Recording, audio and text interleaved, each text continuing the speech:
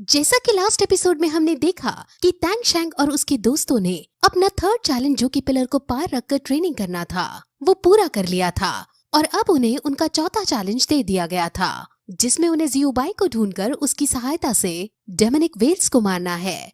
अब वो इसके लिए तैयार हो गए थे, लेकिन इस चैलेंज को एक्सेप्ट करने से पहले वो सब शहर में जाकर रेस्ट करना चाहते थे। इसलिए सभी बच्चे शहर के अंदर जाकर मजाक मस्ती करने लगते हैं। वो ऐसा कर ही रहे थे कि तभी जियांग के पास ओल्ड बर्ड का भेजा हुआ पिजन आता है जो जियांग के लिए एक मैसेज लाया था। इस मैसेज में मार्शल सोल हॉल के सभी कारनामों के बारे में लिखा था और अब टैंग शैंग और बाकी सभी को पता चल जाता है कि मार्शल सोल हॉल अब इलेक्शन के बाद एक एक करके सभी एम्पायर्स पर हमला करेगी। उनके इस मैसेज से ये भी पता चलता है कि एम्परर की हालत फिर से बिगड़ रही है क्योंकि अब तियानडो एम्पायर के कमजोर हो जाने की खबर हर जगह फैल गई है और अब बीबीडोंग इसका फायदा जरूर उठाने वाली है। उन्हें भी पता चलता है कि अब मार्शल सोल हॉल एक एम्पायर में कन्वर्ट हो गया है और उसका नाम वुहान एम्पायर रख दिया गया है। वहीं अब दूसरी तरफ हम श्रेक स्कूल के अंदर देखते हैं जहां सभी टीचर्स आपस में मार्शल सोल हॉल के बारे में बात कर रहे थे और अपने एम्पायर को मार्शल सोल हॉल के हमले से बचाने की टैक्टिक सोच रहे थे। वहीं अब हम बीबीडोंग को देखते हैं जो अपने सिंहासन पर बैठी थी और वो भी हमले का प्लान सोच रही थी और एक एक करके उसके इशारे पर उसके आदमी तियानडो एम्पायर के कई हिस्सों पर हमला करते जा रहे थे। वो पहले तियानडो एम्पायर पर इसलिए हमला कर रही थी क्योंकि ये एम्पायर जिंगलो एम्पायर के कंपैरिजन में कमजोर है और इसको हासिल कर पाना आसान है। वहीं हम जिंगलो एम्पायर के अंदर देखते हैं जहाँ कैट गर्ल की बड़ी बहन मिस्टर दाई के बड़े भाई के पास आती है और वो उससे बातें करती है और वो दोनों मार्शल सोल हॉल के हमलों के बारे में ही बातें करते हैं। वो बताती है कि वुहान एम्पायर ने अब अटैक्स चालू कर दिए हैं और तियानडो एम्पायर के कई शहर अब वुहान एम्पायर के कंट्रोल में हैं। उन्हें अब ये भी पता चल जाता है कि बीबीडोंग का प्लान तियानडो एम्पायर के बाद जिंगलो एम्पायर पर अटैक करने का है। वहीं हम ग्रैंड मास्टर को देखते हैं जो रात के अंधेरे में भी वुहान हॉल से बचने का प्लान सोच रहे थे और अब उन्हें कुछ कुछ बातें समझ आने लगती हैं। वुहान एम्पायर तियानडो एम्पायर पर इसलिए हमला कर रही है क्योंकि तियानडो एम्पायर के अंदर बड़े बड़े जंगल, बड़ी बड़ी नदियां और सुंदर झीलें हैं, जिस वजह से अगर तियानडो एम्पायर वुहान एम्पायर के अंदर आ जाता है तो वुहान एम्पायर के लिए बाकी एम्पायर्स को खत्म करना मुश्किल नहीं होगा।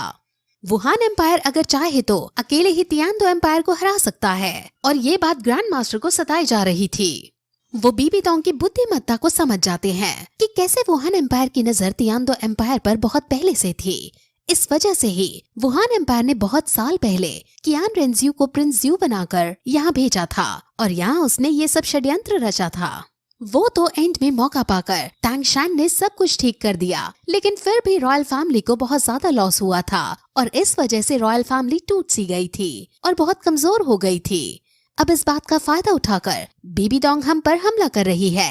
ग्रैंड मास्टर अपने मेन सिटीज और मेन बिल्डिंग्स पर डिफेंस बढ़ाने का डिसाइड करता है और अब अलग अलग जगह अलग अलग संख्या में सोल मास्टर्स अलाइन करने लगता है। अब ग्रैंड मास्टर मैप को देख ही रहे थे कि तभी उनकी नजर ये लैंड सिटी पर जाती है और वो सिटी को देखकर सदमे में चले जाते हैं और फिर अब हमें ग्रैंड मास्टर का पास दिखाया जाता है जिसमें वो और बीबीडोंग जब जवान थे तब ये लैंड सिटी के अंदर वो घूमा करते थे। हम उन दोनों को एक साथ बहुत खुश देखते हैं और उन दोनों के बीच हमें एक रोमांटिक एंगल भी देखने को मिलता है। वो दोनों शहर में एक साथ मस्ती करते हुए घूम रहे थे। वो दोनों एक दूसरे से काफी प्यार करते थे और एक दूसरे की काफी इज्जत करते थे। वो एक बाजार में घूम रहे थे और वहाँ बीबीडोंग को एक लैंटर्न दिखता है और बीबीडोंग को ये लैंटर्न बहुत पसंद आता है। फिर अब हमें यहाँ से पता चलता है कि इस सिटी में लैंटर्न फेस्टिवल आने वाला है और बीबीडोंग को ये फेस्टिवल काफी ज्यादा पसंद है, जिस वजह से उसने ये लैंटर्न खरीदा होता है। वो अब ग्रैंड मास्टर से हंसकर बात करने की कोशिश करती है, लेकिन ग्रैंड मास्टर अपनी एक बुक पढ़ रहे थे, जिस वजह से वो बीबीडोंग को सुन नहीं पाते और बीबीडोंग इसका बुरा मान जाती है और वो वहाँ से चली जाती है। लेकिन जब ग्रैंड मास्टर को होश आता है तो वो चारों तरफ बीबीडोंग को ढूंढने लगते हैं, लेकिन उसे बीबीडोंग कहीं नहीं दिखती। वो आसपास के लोगों से बहुत पूछताछ करता है, लेकिन फिर भी उसे कुछ पता नहीं चलता। लेकिन तभी उसकी नजर एक सड़क पर जाती है जहाँ बीबीडोंग खड़ी थी और वहाँ अब ग्रैंड मास्टर चले जाते हैं और उसे मना लेते हैं, जिसके बाद ये दोनों खेलने लगते हैं और इन दोनों के बीच के रोमांस को हम अच्छे से नोटिस कर पाते हैं। ग्रैंड मास्टर ने अपनी बुक में बीबीडोंग की तस्वीर बना रखी थी, जिससे हम समझ जाते हैं कि ग्रैंड मास्टर के लिए बीबीडोंग कितनी मायने रखती है। अब फिर हम वापस प्रेजेंट में आते हैं, जहां हम मार्शल सोल हॉल के अंदर बीबीडोंग को देखते हैं, जो अपने आदमियों को ऑर्डर देती है कि ये लैंड सिटी को अपने कंट्रोल में ले लो और वहां वुहान एम्पायर के कानून घोषित करो। लेकिन एक बात ध्यान रहे कि ऐसा करते वक्त ये लैंड सिटी तबाह नहीं होनी चाहिए।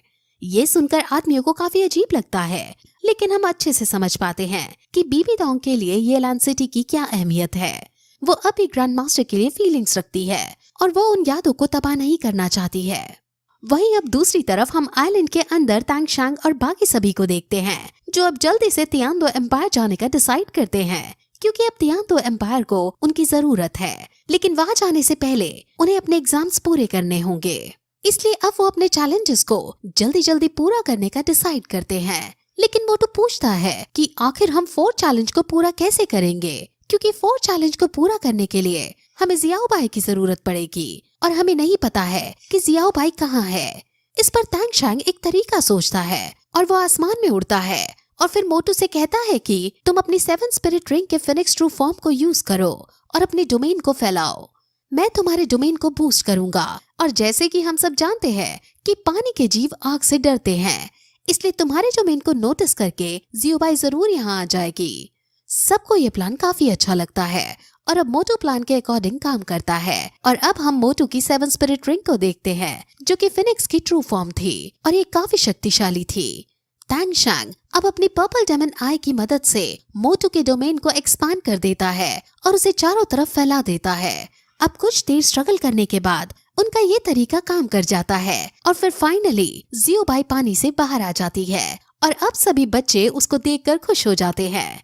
जियो बाई अब उनसे बातें करती है और उन्हें अब डेमोनिक वेल्स के बारे में जानकारी देती है। असल में ओशन के अंदर 3 सोल बीस्ट राज करते हैं, जिनमें पहले नंबर पर है डीप सी डेमन वेल, फिर आती है टाइगर डेमन वेल, उसके बाद आती है शार्क्स।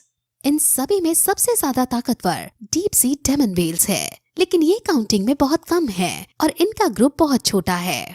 फिर आती है tiger demon well. Demon well tigers बहुत ज्यादा खतरनाक होती हैं और ये सभी कई सारे ग्रुप्स में बनी होती हैं, और इन ग्रुप्स में से वो ग्रुप सबसे ज्यादा ताकतवर है जिसे किंग गाइड करता है। वो ग्रुप खून के बहुत प्यासे होते हैं और वो अपने शिकार को न सिर्फ मारते हैं बल्कि उसे बेरहमी से मारकर खा जाते हैं। ये ग्रुप गॉड ऑफ सी के बनाए हुए रूल्स को भी तोड़ देता है। जियो बाई डेमन वेल्स के बारे में और भी बहुत कुछ बताती है, जो हमें अब आगे पता चलने वाला है। जियो बाई का और डेमन वेल टाइगर के किंग की एक दूसरे से दुश्मनी है। वो उनको और भी बातें बताती है और फिर इसके बाद ये एपिसोड यहीं खत्म हो जाता है।